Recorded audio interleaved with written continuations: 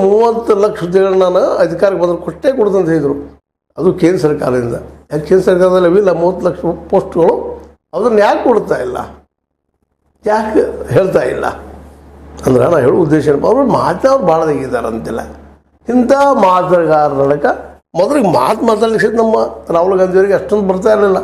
ಅದಕ್ಕಾಗಿ ಅವ್ರನ್ನ ಅನೇಕ ರೀತಿ ಟೀಕೆ ಟಿಪ್ಪಣಿ ಮಾಡ್ತಾಯಿದ್ರು. ಪಪ್ಪು ಅಂತ ಕರಿತಾಯಿದ್ರು, ಅದಾಗ ಶಹಜಾದಿ ಅಂತ ಕರಿತಾಯಿದ್ರು, ಇನ್ನೂ ಅನೇಕ ರೀತಿಯಾಗಿ ಅವ್ರನ್ನ ಟಿಂಗಲ್ ಮಾಡ್ತಾಯಿದ್ರು.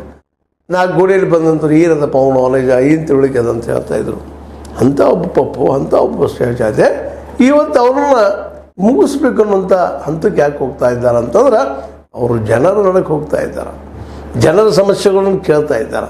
ಒಂದು ವೇಳೆ ಅವ್ರು ಬೆಳೆದು ನಿಂತರೆ ನಾಳೆ ಭವಿಷ್ಯ ಇಲ್ಲ ಅನ್ನುವಂಥ, ಮುಂದಿನ ಭವಿಷ್ಯದಲ್ಲಿ ರಾಜಕಾರಣ ಮಾಡಬೇಕು ಅನ್ನುವಂಥ ಜನ ಈ ಒಂದು ಕೆಲವೊಂದಿಷ್ಟು ಏನಪ್ಪ ಅದು ನಮ್ಮಲ್ಲಿ ಒಂದು ಮೂಲಭೂತವಾದಿಗಳಿರ್ಬೋದು ಅಥವಾ ಮತ್ತಾರು ಇರ್ಬೋದು, ಅವ್ನು ಮಾಡಿ ನೋಡ್ರಿ ಯಾವ ರೀತಿಯಾಗಿ ಈ ಒಂದು ಸಂಸತ್ನಲ್ಲಿ ಅವರು ಇಡೀ ಈ ಒಂದು BJP RSS ಮೋದಿಯವರು ನೇರವಾಗಿ ಅಟ್ಯಾಕ್ ಮಾಡಿದರು.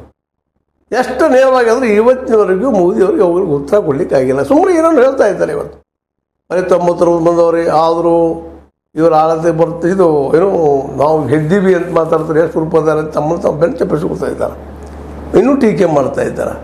ಮತ್ತು ಇವರು ಹಿಂದೂತ್ವನ ವಿರೋಧ ಮಾಡ್ತಾ ಇದ್ದಾರೆ, ಹಿಂದೂಗಳು ಬೈತಾ ಇದ್ದಾರೆ ಅನ್ನೋಂಗೆ ಅಟ್ಮಾಸ್ಫಿಯರ್ ಕ್ರಿಯೇಟ್ ಮಾಡ್ತಾ ಇದ್ದಾರೆ.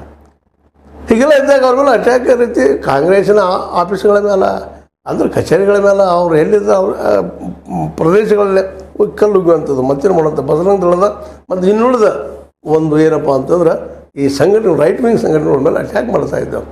ಅದನ್ನು ಹೇಳಿದ್ರು ಅವರು ಸಂಸತ್ತಿನಲ್ಲೇ ನಮ್ಮ ರಾಹುಲ್ ಗಾಂಧಿ ಅವರು, ಇಲ್ಲ ನೀವು ಹಿಂಸಕ ಪ್ರವೃತ್ತಿ ಅವರಿದ್ದೀರಿ, ನೀವು ಹಿಂಸೆಯನ್ನು ಪ್ರಚೋದನೆ ಮಾಡ್ತಾಯಿದ್ದೀರಿ, ಅದು ಹಿಂದೂ ಧರ್ಮ ಕಲಿಸೋದಿಲ್ಲ ಅದನ್ನು ಅಂತ ಹೇಳಿದರು. ಅದು ಹಿಂದೂ ಅದರ ಸಹಿಷ್ಣು. ಸ್ವತಃ ಶಂಕರಾಚಾರ್ಯರವರು ಹೇಳಿದರು, ಹಿಮ್ ಹಿಂದೂ ಅಂದ್ರೆ ನಾವು ಹಿಂದೂಗಳು ಹಿಮ್ ಅನ್ನುವಂಥದ್ದು ದೂ ಅಂದ್ರೆ ದೂರ, ಹಿಂದೂಗಳು ಹಿಂಸೆಯಿಂದ ದೂರ, ಹಿಮ್ ಅಂದ್ರೆ ಹಿಂಸೆಯಿಂದ ದೂರ ಇದ್ದೇವೆ ನಾವು, ಅದೇ ಹಿಂದೂ. ಹಿಂಸೆಯನ್ನು ನಾವು ಸಮೀಕರಣ ಮಾಡುವುದಿಲ್ಲ, ಅದು ಒಪ್ಪುವುದಿಲ್ಲ ಅಂತೇಳಿ ಸ್ವತಃ ಶಂಕರಾಚಾರ್ಯರವರು ಹೇಳಿದರು. ಆದರೆ ಇದನ್ನು ಪ್ರೂವ್ ಮಾಡುವಂಥ ಕೆಲಸವನ್ನು ಇವತ್ತು ಬಜರಂಗ ದಳದ ಇನ್ನುಳಿದ ಈ ಒಂದು ಕಾರ್ಯಕರ್ತರು BJPಯ ಕಾರ್ಯಕರ್ತರು ಮಾಡಲಿಕ್ಕೆ ಶುರು ಮಾಡಿದರು. ಪ್ರೂವ್ ಮಾಡಿದ್ರು ಅದನ್ನು ಏನಂತೇಳಿ ಈ ಒಂದು ನೆಲೆಯಲ್ಲೇ ಒಂದು ಹಿಂಸೆಯ ಮಾರ್ಗವನ್ನು ಹಿಡ್ಕೊಂಡು ಈ ಇವರಿಗೆ ನಮ್ಮ ರಾಹುಲ್ ಅವರು ಕೊಡುವಂಥ ಒಂದು ಸಂಕೇತ ತೋರಿಸ್ತಾ ಇದ್ದಾರೆ.